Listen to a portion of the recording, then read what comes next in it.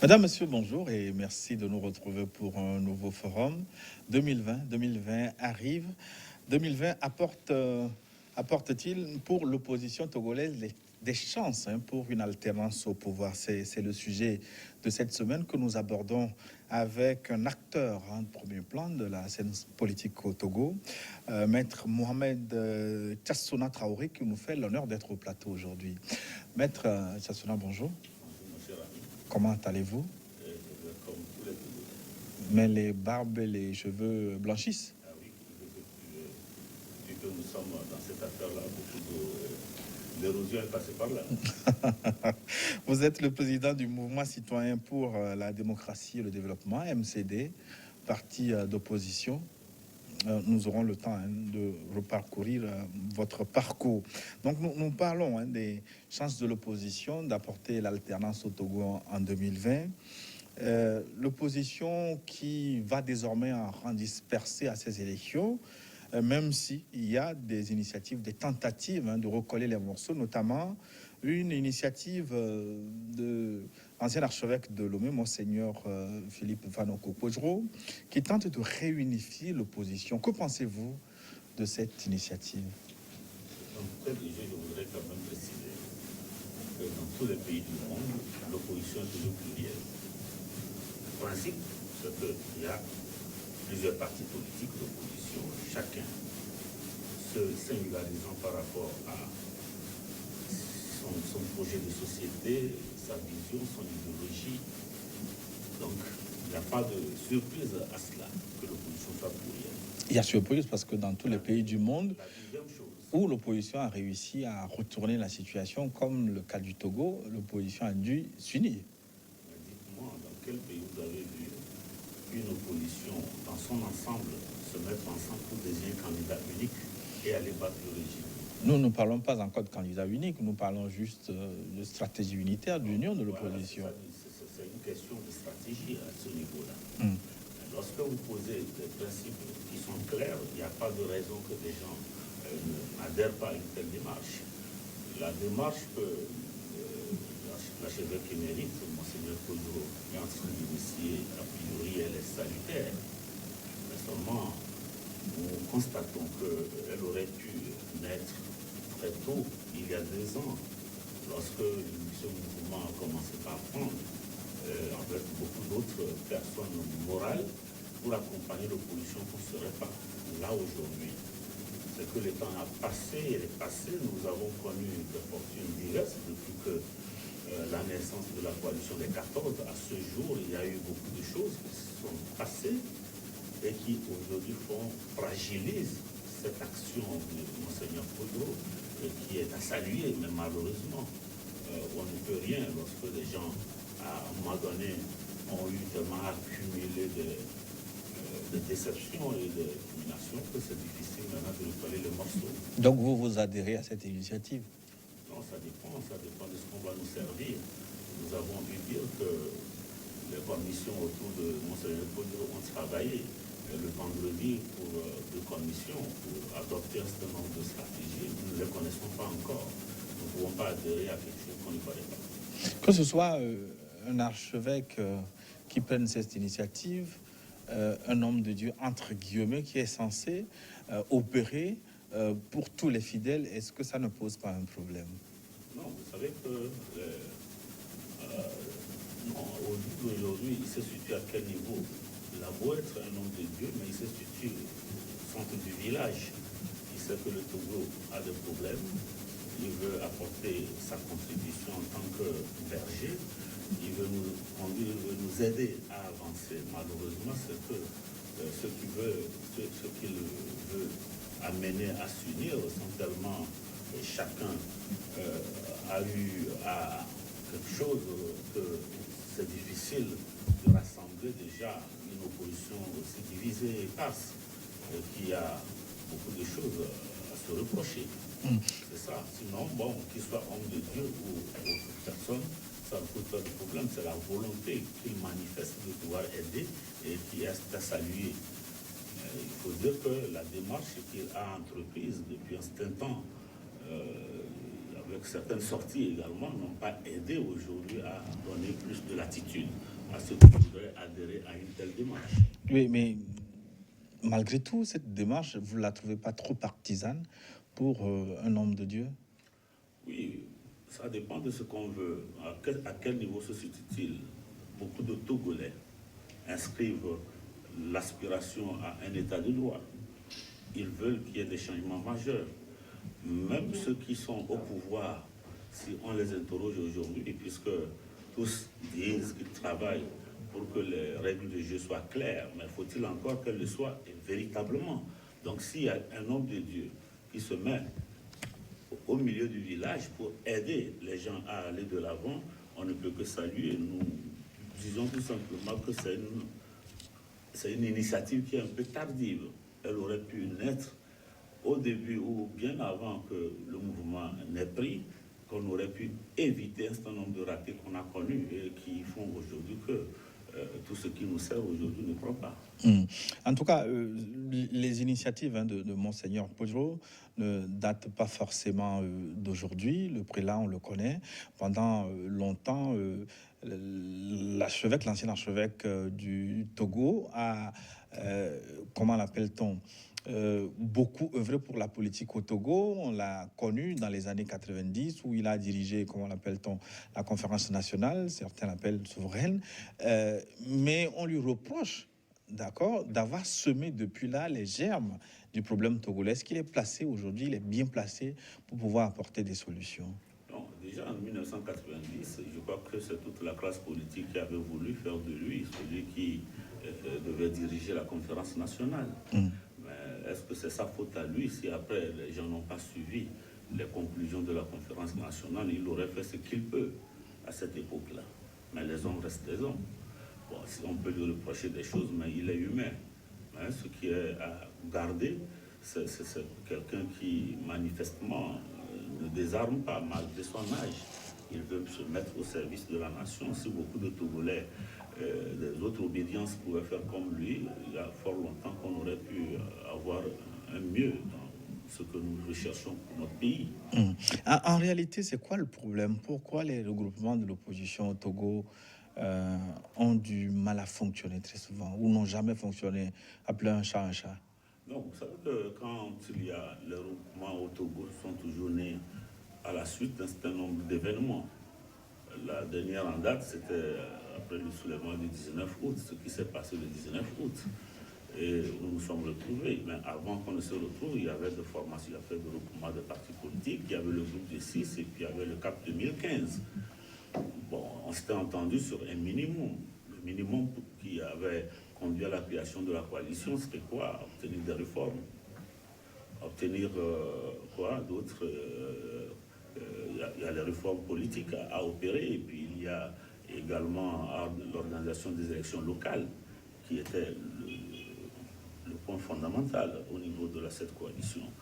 Malheureusement, avec le mouvement populaire, les revendications qui s'exprimaient de partout, nous avons vu que les revendications premières ont évolué.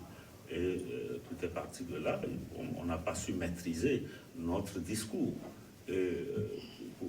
L'inscrire dans une certaine stratégie qui aurait pu amener le camp d'en face à s'inscrire, et puis les accompagnateurs comme les diplomates et tous ceux qui ont voulu nous aider à avancer, on n'a pas su écouter à un moment donné leurs conseils, on n'a pas suivi de près tout ce qu'ils auraient voulu faire pour nous aider à sortir, parce qu'on croyait que le mouvement tel qu'il est pris était suffisant pour que le régime tombe. Malheureusement, on a tout raté. Ben, vous prenez un peu le film par la fin, parce que les tentatives de regroupement de l'opposition ne datent pas de 2017-2018. Il y a eu le code 1, le code 2.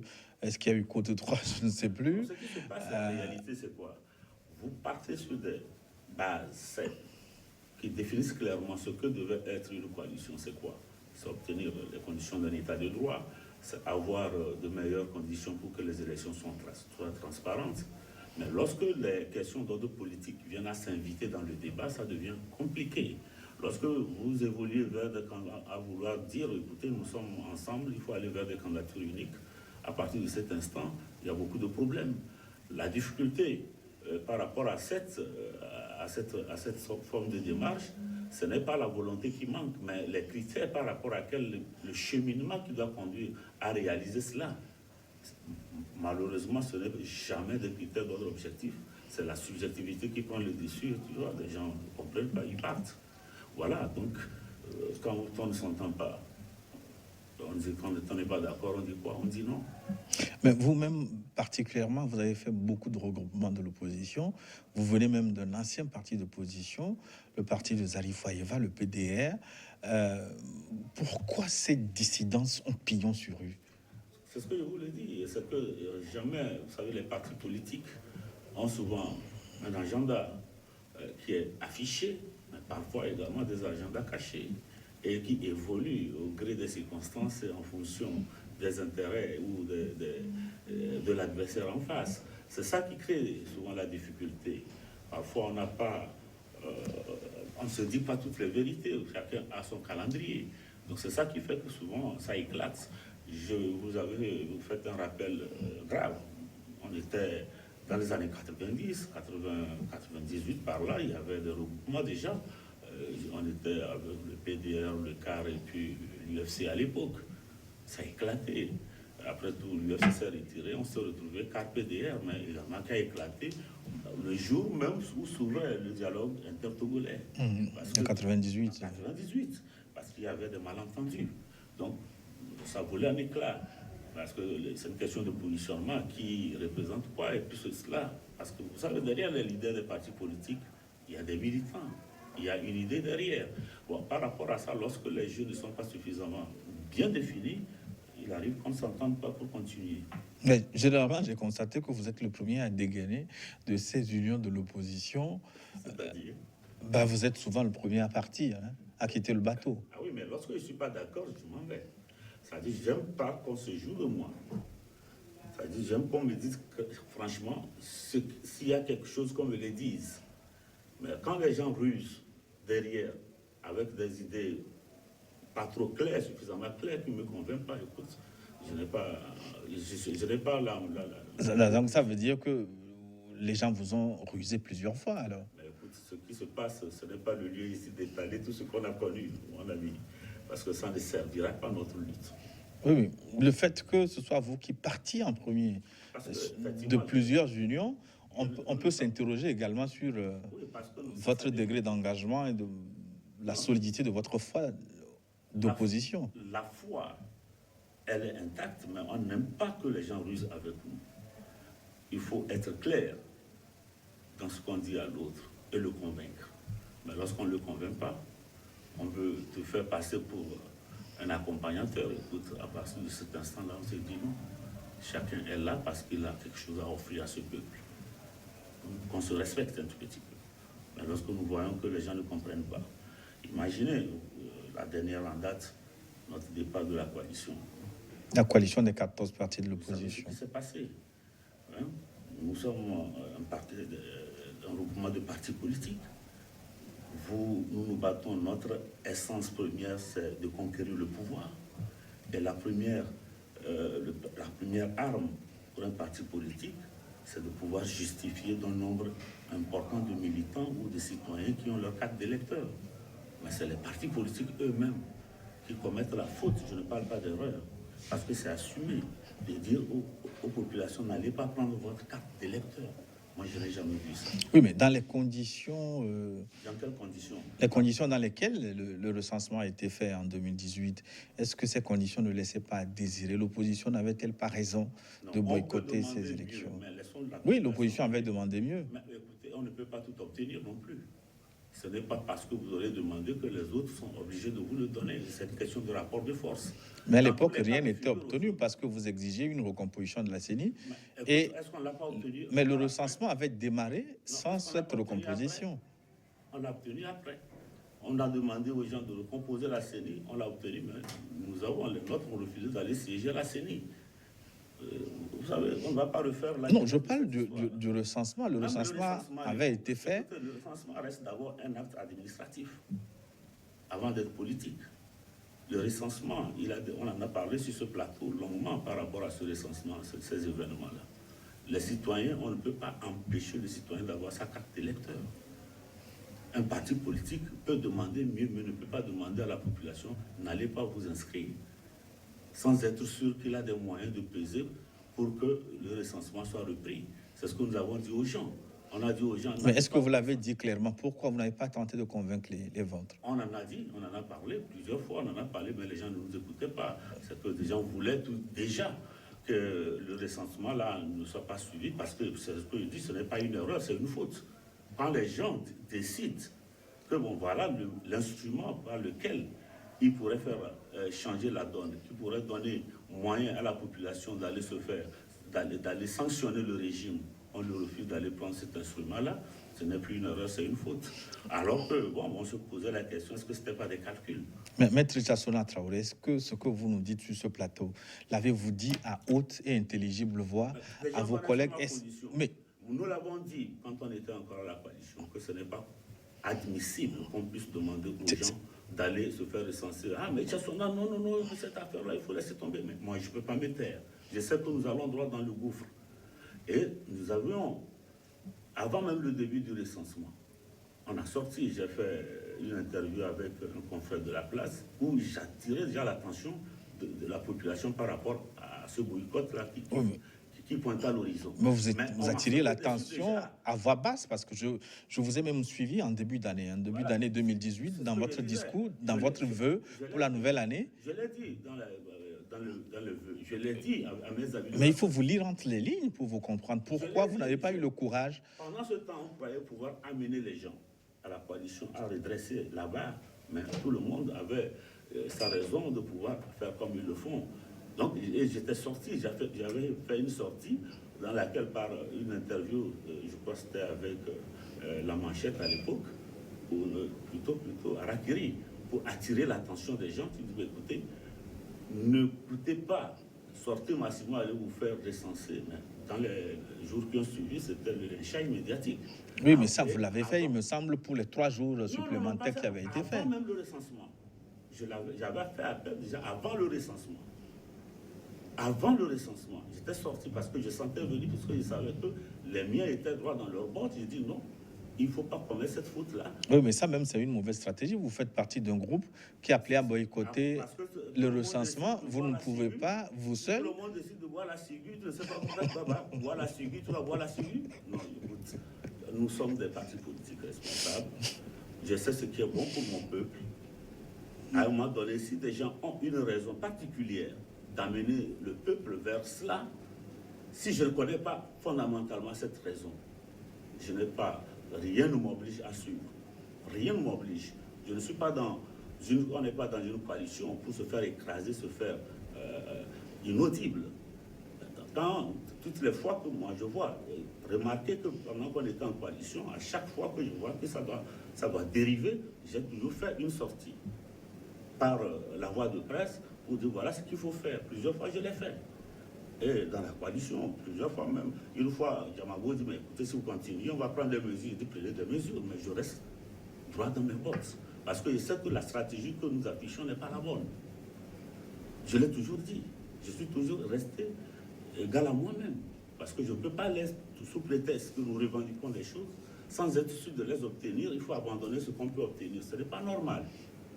C'est aussi facile d'avoir raison a posteriori, mais moi je pense que est-ce que c'est le courage qui vous manque, ou vous avez une certaine appréhension des critiques qui vont fuser quand vous faites une sortie à haute voix?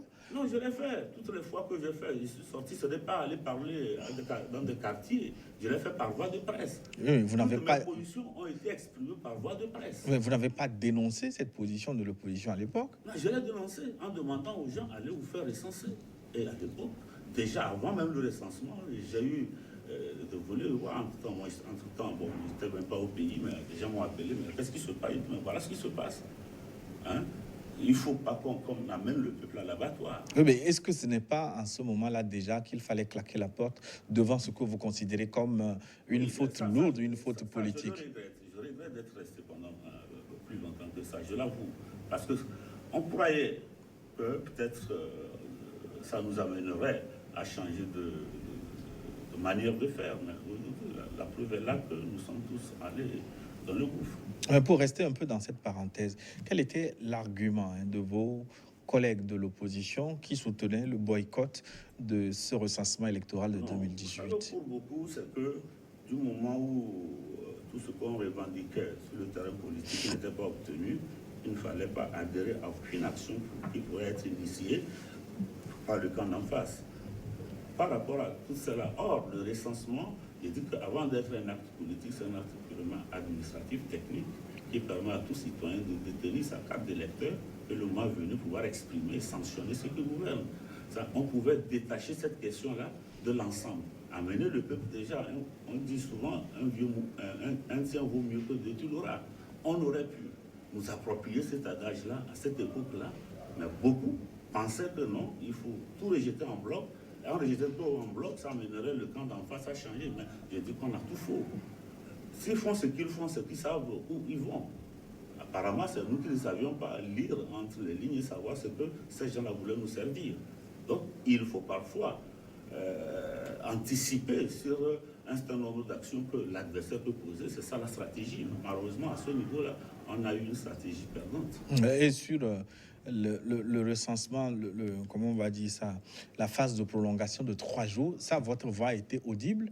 Vous avez appelé à haute voix à un recensement, tout en étant dans la coalition. Cette attitude, et il me semble que c'est ça qui vous rend un peu comme le Judas de l'opposition, non? Le mot est trop fort. Aujourd'hui, Judas ou pas, quel que soit le mot que vous aurez utilisé. Est-ce que je n'ai pas eu raison à cette époque-là de dire ça? Est-ce qu'il ne fallait pas sortir de la coalition avant de prendre de telles positions? Je savais qu'en sortant, en prenant cette posture-là, ça marquait la fin de mon appartenance à la coalition.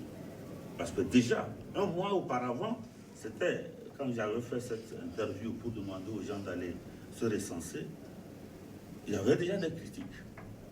Mais je n'ai pas désarmé. J'ai dit, parfois, c'est beaucoup plus utile de rester à côté que de rester en dehors pour amener des gens à changer. Malheureusement, comme je l'ai dit, les amis avaient leur calendrier, ils avaient leur raison. Je vais vous donner, faire rire. Quand j'avais demandé, à la deuxième sortie, j'ai demandé aux gens d'aller faire le recensement à titre conservatoire, avec tout ce qu'il y a eu comme déluge d'insultes, de menaces et de toutes sortes. Vous avez reçu des menaces aussi? Écoute, je ne peux pas vous en dire plus. De quel genre Les réseaux sociaux, c'était pas la peine. C'était des menaces énormes. Même parfois, même, j'ai même des menaces de mort. Ah bon? Je ne vous les cache pas. Donc, et il y a un ami de la coalition, je ne vais pas citer le nom, qui m'appelle un beau matin, mais mon frère, ton appel au recensement, à quoi ça va servir? Ça fait 2 fois que tu le dis, à quoi ça va servir? Je lui ai dit, mais vous, mes amis, votre décision de boycott du recensement, à quoi ça va servir? Si vous me répondez, à quoi servira le boycott du recensement, je vous dirai à quoi servira l'appel au recensement. Il dit, bon, dans ce cas-là, il a rapproché et depuis, on n'a plus échangé. Donc, voyez-vous comment un homme politique, je dis que c'est une faute politique. De toutes les façons, c'est une parenthèse douloureuse que nous avons vécue, que tout le monde regrette aujourd'hui, même si des gens ne le disent pas oui. Il y a eu l'épreuve du recensement, mais en dehors de ce que vous appelez faute politique, est-ce que d'autres événements vous ont déplu au sein de la coalition au point de vous pousser à la porte? Non, ça a été la goutte d'eau, parce que juste après moi, ce communiqué pour demander à la population d'aller se faire recenser à titre conservatoire, vous avez écouté. Il y a eu l'épisode de la CENI aussi, quand vous aviez refusé de siéger à la Commission électorale nationale indépendante. Moi? La coalition. La coalition, moi, de toute façon, je n'étais pas membre mon parti n'était pas de ceux qui devaient siéger à la commission. Ils savent ce qu'ils font. Tout cela, ça a été des événements malheureux. Parce que quand on sait ce qui s'est passé pendant cette période-là, avec les diplomates et les facilitateurs, surtout les Ghanéens, c'est pas le lieu ici de... Oui, justement, ça nous intéresserait. Qu'est-ce qui s'est passé en réalité? Je vous sais très proche de certains facilitateurs. Nous savions que... Ils nous ont dit, nous avons demandé qu'il faut que l'ANC quitte, l'UFC quitte la CENI. Ils ont fait des pressions pour que l'UFC quitte la CENI. que les autres partis que considéraient comme non de l'opposition, qui va quitter la CENI, ils ont quitté. Malheureusement, nous avons refusé d'aller prendre place, d'aller prêter serment et de fonctionner à la CENI. C'était regrettable. Bon, maintenant, qu'est-ce qu'on peut encore faire aujourd'hui? Nous avons découragé tous ceux qui veulent nous aider. Mais les autres disent aussi que des facilitateurs ont fait des promesses qu'ils n'ont pas tenues. Ils ne peuvent que donner ce qu'ils veulent, mais c'est nous qui sommes là pour nous aider. Ils ne peuvent pas tout nous donner. À nous de savoir prendre ce qu'ils nous donnent et de savoir comment le magnifier, en faire quelque chose.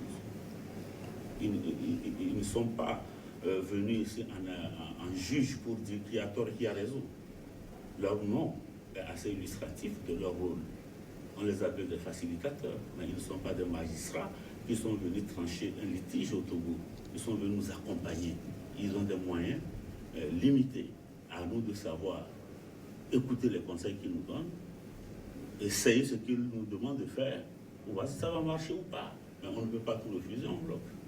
Ce feuilleton de négociations avec des facilitateurs étrangers semble donner la preuve qu'au sein de l'opposition, vous maîtrisez peu les circuits de la diplomatie internationale surtout. Beaucoup, peut-être, moi je ne peux pas dire ça, moi comme vous le dites, vous savez, j'ai eu cette chance de faire par ma profession et du rôle que je joue à l'international, d'être proche, de rentrer dans certaines chancelleries, d'écouter un certain nombre de choses. Je rappelle que vous êtes notaire de haut niveau. Quoi.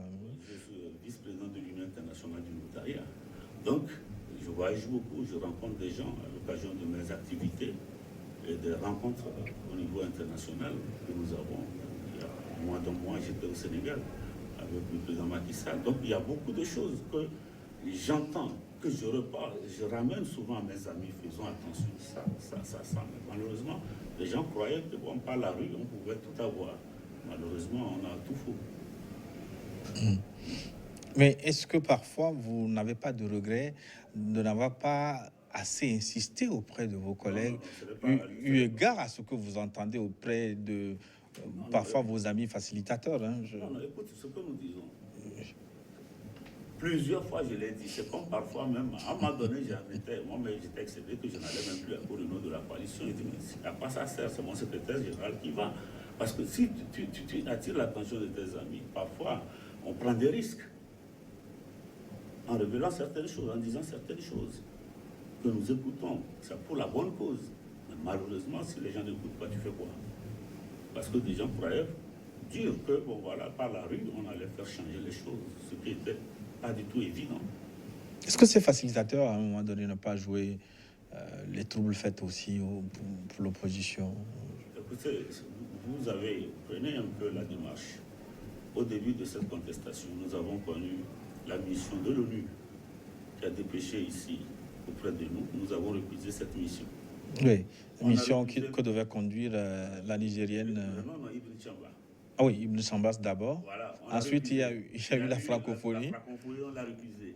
La CEDEAO dit, écoutez, c'est mon affaire, c'est mon domaine, je ne peux pas laisser les Togolais entre eux. Ils se sont mis à nos côtés, vous connaissez la suite. Quand vous commencez par fatiguer la diplomatie internationale, on dit, mais écoutez, il faut quand même reconnaître que tous ces diplomates, ces chanceliers ne sont pas accrédités auprès de l'opposition togolaise, ils sont accrédités auprès du gouvernement togolais. Et lorsqu'ils s'invitent dans un dialogue à faire le rapprochement, c'est toujours avec l'accord du gouvernement togolais. Il ne peut pas s'inviter comme une mouche dans la soupe. Il faut que le gouvernement soit d'accord qu'ils viennent avant de venir. Quand ils viennent, ils font tout ce qu'ils peuvent pour vous amener à vous entendre. Parfois, entre les lignes, entre ce que vous dites, il faut comprendre la position de l'autre et savoir comment redresser votre propre position pour pouvoir tirer meilleur profit. On ne peut pas camper sur cette position, dire c'est ça ou rien, alors que les rapports de force, les moyens que nous mobilisons n'étaient pas suffisamment adéquats pour faire changer la donne. Si je vous comprends bien, vous n'avez pas beaucoup aidé les facilitateurs à vous aider. En tout cas, ça, je peux le dire sans l'ombre de me douter, que nous n'avons pas beaucoup aidé. Nous n'avons pas beaucoup aidé parce que nous croyons, beaucoup croyaient que par la rue, on pouvait faire changer les choses. Par la rue et par une surestimation aussi des pouvoirs des facilitateurs. Est-ce que vous n'avez pas... Effectivement, à un moment donné, beaucoup de nos compatriotes ont pensé que les facilitateurs, c'était comme des super-hommes, comme des magistrats qui allaient venir dire, bon voilà, tu as tort, tu as raison, tu as tort sur ceci, voilà ma sanction. Ce n'est pas le cas. Donc, on a surestimé leur rôle et puis tout ce qu'ils devaient faire sur le territoire, et puis voilà, on en est là. Mais comment cela s'explique-t-il alors que vous êtes nombreux? On a dit c'est 14, hein, mais en réalité, vous êtes au-delà de 14, 14 personnalités responsables de partis politiques. Comment se fait-il que vous ne puissiez pas... Comment elle est née? C'est à la suite du 19 août. Nous nous retrouvons avec un noyau dur et puis les autres qu'on prenait pour des accompagnateurs. Voilà, le noyau dur c'était quoi? Le TNP qui est l'auteur du soulèvement, il y avait le chef de file de l'opposition, c'est-à-dire l'ANC, et il y avait la coordonnatrice, mais tout le reste maintenant, bon écoutez, quand vous avez une position que les trois là ne poussent pas, vous avez tout faux. Voilà comment ça se passe. Voilà où on en est aujourd'hui.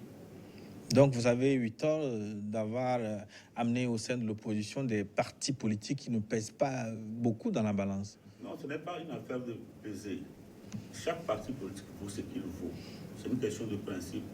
Mais maintenant, quand vous venez et que vous voyez vous-même repasser les bandes de manifestations, des marches qui se font, vous allez voir comment le positionnement des gens, vous comprendrez l'état d'esprit dans la coalition. Donc, tout cela, il faut le scruter de très près.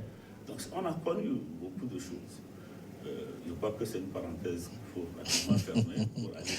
Mais au même moment, au sein d'une coalition, il faut quand même des leaders, des meneurs, ceux qui doivent être devant, et des accompagnateurs. Nous pouvons comprendre. Le problème aussi, c'est que les accompagnateurs veulent parfois devenir meneurs. Non, ce n'est pas le... Chacun s'est tenu son rôle, même sur les questions de principe, sur les questions essentielles pour notre pays.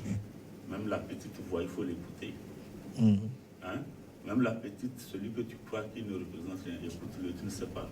Sinon, à quoi ça sert d'être ensemble? C'est pour faire le nom? J'ai déjà entendu des gens vous reprocher de n'avoir pas vous essentiellement, mais au sein de l'opposition de façon générale, une grande culture politique, une formation à la négociation pour pouvoir tenir ces genres de situations. Est-ce que... Malheureusement, on peut le prendre ainsi, parce que, tu sais, chacun a son parcours. Chacun a son parcours. On s'est retrouvés. Écoute, on n'a pas ici à étaler les expériences des uns et des autres. Il y a tout cela qui est rentré en jeu. On n'a pas su anticiper. On n'avait pas cette stratégie d'anticipation, une stratégie qui se dit, écoutez, voilà le plan A, voilà le plan B, voilà le plan C. Qu'est-ce qu'il faut? Si ça ne marche pas, voilà ce qu'il faut faire. On s'en est tenu à une stratégie, mais malheureusement, elle n'était pas gagnante. Et une parenthèse pour quitter ce volet-là, il se racontait aussi que quand vous alliez aux négociations auprès des facilitateurs, vous reveniez les poches pleines. C'est des histoires que des gens racontent. C'est des histoires que des gens racontent. Ils n'ont qu'à apporter la preuve de ce qu'ils disent. Moi, il y a eu une preuve, les 30 millions. Vous en avez reçu combien? 30 millions, c'était derrière moi. Je n'ai jamais vu la couleur de cet argent. J'en ai entendu parler. L'usage qui en a été fait, je n'en ai aucune idée. Mais avant les 30 millions, vous dites que quand vous vous déplacez auprès de ces facilitateurs, vous reveniez sans... Non, je ne crois pas. Je ne crois pas. Ça, c'est des histoires que les gens racontent. Vous ne croyez pas ou vous avez oublié? Non. C'est des histoires que les gens racontent. Parce que vous voyez que c'est aussi facile pour... vous arrivez là-bas, les facilitateurs vous mettent de l'argent. Ce n'est pas... On n'achète pas les gens. Non, c'est pas vrai. C'est pas évident. En dehors des 30 millions qu'on nous dise, qui ont été dont tout le monde parle. Mais moi, je n'étais pas là. Je ne sais pas ce qui s'est passé le jour-là. Donc, vous n'avez pas réclamé votre part du gâteau? Je n'étais même pas là, ce n'était pas mon but. Je n'étais pas à la coalition pour réclamer quoi que ce soit, du côté pécuniaire. Non, pas du tout. Et vous étiez, comme on l'a dit, le premier à faire dissidence au sein de la C14. Est-ce que la suite des événements, vous pensez que ça vous donne raison? Malheureusement, et je n'en suis pas tellement fier, parce que ce n'est pas d'avoir raison, mais que nous puissions, quand j'appelais, c'est qu'on m'écouta à l'époque, pour que nous puissions redresser la barre. Et je n'ai aucune fierté à tirer par rapport à ça, parce que mon peuple souffre. Mon modeste personne, ça représente quoi par rapport à cette souffrance qu'endure notre peuple, par notre faute à nous tous. Parce qu'en boycottant le recensement, ça a eu des incidences sur les législatives, on n'a pas participé. Justement, pourquoi vous n'êtes pas allé au bout de votre logique en appelant les gens au recensement? Cela suppose que vous devez participer à ces élections. Il n'y avait pas que les législatives. Nous savions que beaucoup d'élections pointaient à l'horizon. Oui, mais on savait que pour ces initiatives, vous vous prépariez également. Mais on a été surpris de ne pas vous voir à ces législatives. Oui, beaucoup ont été surpris, ont été étonnés qu'après l'appel au recensement, pourquoi je n'ai pas franchi le pas pour aller aux législatives. Non, ce n'était pas le but de la manœuvre. Mais on sentait que vous vous prépariez pour aller à ces législatives. Tout simplement, le peuple allait se faire recenser à titre conservatoire. Ça veut dire que même si nous prenons sur nous de boycotter les législatives, il faut que la carte d'électeur serve à nos concitoyens de pouvoir faire vote utile lors des locales et des présidentielles. Effectivement, parce que c'est ce fichier qui va servir pour la prochaine présidentielle. Parce que vu le calendrier, les contestations, les rendez-vous avec tout ce qui s'est passé avec les facilitateurs, on savait que l'ensemble de la classe politique au sein de la C14 n'était pas trop prêt pour affronter dans les meilleures conditions les élections législatives. Mais il n'y avait pas que ça. On aurait pu, s'il y avait eu, on avait eu une autre démarche, pouvoir nous rattraper lors des locales. Malheureusement, écoute, ça a eu des incidences sur la suite. Mais malgré le boycott, est-ce qu'il n'aurait pas été bien simple pour l'opposition de participer aux législatives de décembre 2018? Non, c'était une logique. Une opposition qui demande quelque chose, qui croyait que la facilitation était comme un super homme allait bloquer la machine, qui n'a pas pu le faire, et qui pensait que demandant au peuple de ne pas aller se faire enrôler, la conséquence logique, c'est le boycott législatif. Donc, ça a mené cette condition-là. Donc, nous connaissons cette histoire-là. Je crois qu'elle a été mal ficelée et on en paie le prix cher aujourd'hui. Est-ce qu'une union sacrée de l'opposition est nécessaire pour réaliser l'alternance? Une union sacrée, pourquoi? Ça dépend de ce qu'on met dans le panier. Une union sacrée sur des moyens pour obtenir de meilleures conditions pour des élections, oui, on peut le faire. Aujourd'hui, il y a beaucoup de démarches. Qu'est-ce que nous coûte aujourd'hui de faire, de nous retrouver, de retourner vers ces pays-là qui nous ont aidés, de les remercier pour leur implication et de solliciter encore qu'ils nous accompagnent dans cette phase-là. Ils le feront. On peut le faire. Et demander aujourd'hui qu'on revoie un certain nombre de choses au niveau du Togo avant les présidentielles. Il y a des questions essentielles aujourd'hui qui se posent aux Togolais par rapport à la présidentielle qui vient. Il y a non seulement le problème du fichier électoral qui reste à voir, parce qu'il faut faire en sorte que beaucoup de Togolais qui ont raté le recensement en 2018 puissent se faire enrôler massivement. 3 jours, ce n'est pas suffisant pour que les gens puissent se faire enrôler. Oui, on va reparler abondamment dans la seconde partie des conditions d'organisation des élections. Qu'on peut encore revoir avant les présidentielles, mais ce n'est pas tard pour le faire. On reviendra abondamment sur cette question. Donc, vous voyez l'union de l'opposition nécessaire, mais pas forcément pour désigner un candidat unique. Non. Si je retiens la synthèse de ce que vous voulez. Ça ne marchera pas. De toutes les façons, c'est déjà trop tard pour ça. Parce qu'il y a beaucoup de candidats qui se sont déjà exprimés. Comment vous allez leur amener à ravaler leur position pour venir soutenir un candidat dont on ne sait même pas la couleur? C'est possible, vous-même vous l'avez fait en 2010. Vous étiez candidat avant, oui, d'appeler à voter pour un autre candidat. À Gouibor, à l'époque, on a eu longtemps à travailler ensemble avec Agouibor, on se connaît très bien, on est très proches. Donc je me suis dit, à quoi ça sert, je vais le soutenir. Ça, c'est une alliance, ce n'est pas dans le cadre d'une coalition. Voilà. Parce que ça se négocie entre partis politiques qui ont des choses en commun. C'était ça en 2010. Voilà. Donc, vous disiez tantôt quelque chose, une démarche envers la communauté internationale pour vous soutenir. Est-ce que c'est possible encore aujourd'hui, après les épisodes de 2018? Encore, ça dépend de ce que nous amenons auprès d'elle. Nous pouvons avoir, on a beaucoup de choses aujourd'hui sur lesquelles cette même communauté s'était déjà prononcée. Quand on prend aujourd'hui la nature de la CENI, plusieurs missions d'observation des élections ont révélé qu'une CENI politique, c'est une aberration qu'il faut la changer. C'est dans les rapports de mission d'observation du Togo. Donc, il y a ça, on peut remettre cela, on peut réchauffer cette revendication. Il y a également les questions de financement des élections, la recomposition de la CENI, le financement des élections.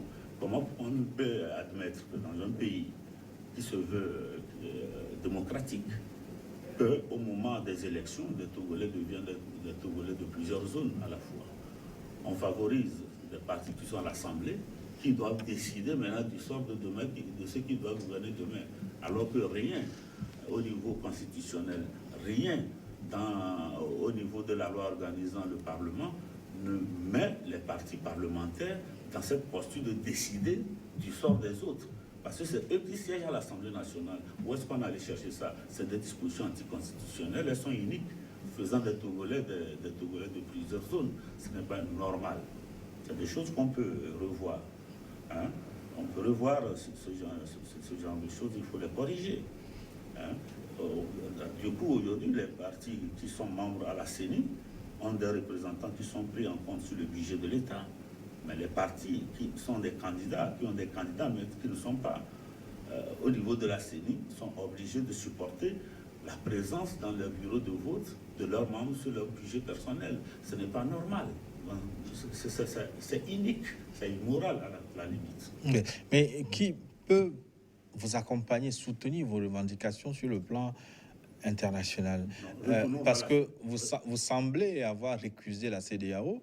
J'écoutais un leader politique les dernières semaines dans une interview sur un média international dire que vous avez été déçu de la prestation de la CEDEAO. Moi, je vous le dis ici que la CEDEAO, je le dis la main sur le cœur, que la CEDEAO fait ce qu'elle devait faire. Ce qu'elle devait faire ou ce qu'elle a pu faire? Ce qu'elle a pu faire. À nous de savoir ce qu'on veut. Hein? Je vous dis qu'ils sont des facilitateurs, ce n'est pas des magistrats. Je vous dis, voilà ce qu'il faut faire, voilà ce que je pense. Mais à toi, en toute responsabilité, de savoir ce que tu en fais. Donc, ils ont fait ce qu'ils devaient faire. Mais nous, est-ce que nous avons suffisamment compris? La question reste là. Donc, on peut toujours retourner vers ces gens-là. Il y a la CEDEAO, il y a la francophonie, il y a toutes les organisations internationales qui pourraient se mettre... Mais est-ce que vous n'avez pas rompu le pont avec tout ce monde? Vous parlez de la francophonie. Son envoyé spécial au Togo avait été récusé. La CEDEAO, on vous a vu faire des manifestations où les responsables de la CEDEAO ont été vilipendés de façon ostensible. C'est regrettable. Parce que vous avez, je le disais un jour sur votre plateau, qu'un homme politique ne se met pas à dos, c'est un homme d'acteur. La diplomatie, les journalistes, quand tu es un homme politique, tu te mets à dos les diplomates, les journalistes, et même à l'intérieur, un certain nombre de corps de métier, tu ne peux pas aller loin, parce que tu ne peux pas les changer. Donc, chacun fait son boulot, à nous de savoir, quand on va vers eux, qu'est-ce qu'on y amène et qu'est-ce qu'on peut attendre, au maximum et au minimum. Donc, comme vous l'avez dit, nous n'avons pas tous la même démarche au niveau de la négociation. On ne peut pas comprendre ces choses-là aussi facilement. En gros, et pour résumer cette première partie en 2 minutes, ça veut dire qu'au sein de l'opposition, il vous manque de la stratégie politique. Beaucoup de stratégie politique nous manque. Il nous manque beaucoup de stratégie politique et que malheureusement, si nous ne dressons pas la barre, on a tout. Redresser la barre comment? Non, il faut se ressaisir. Il faut se ressaisir parce que quand on a mené des actions et qu'à un moment donné, on n'a pas tiré le profit, il faut faire le point, voir où est-ce qu'on a fauté nous-mêmes, quelles sont nos erreurs et qu'est-ce qu'on doit faire de plus. Cette communauté internationale est là. Il suffit que nous le veuillons, qu'on retourne vers elle. Elle va nous écouter, cette fois-ci avec des revendications qu'elle pourrait nous aider à faire prospérer. Donc, vous appelez à une forme d'assise de l'opposition pour faire le bilan, pour faire le point, avant de redémarrer toute action. Est-ce que ce n'est pas trop tard maintenant? Parce que si cela devait se faire, je crois que Monseigneur Poudre serait bien placé pour le faire. Malheureusement, quand on voit ce qui se passe, ce n'est pas évident. Est-ce que c'est forcément dans la perspective de 2020 qu'il faut inscrire cette démarche? Non, peut-être qu'elle viendrait après. Dans tous les cas de figure, on est là, nous sommes des hommes, on va se retrouver toutes les façons. Pourquoi vous ne prenez pas l'initiative de convoquer une telle rencontre? Moi, ça c'est une idée qu'on va creuser. Merci, Maître Mohamed Chassona Traoré. Nous arrivons à la fin donc de la première partie de notre forum. Vous restez avec nous, on va prendre du café. Pas de souci. Juste après une nouvelle édition du journal, on se retrouve donc pour la seconde partie de New World Forum. À tout de suite. Merci.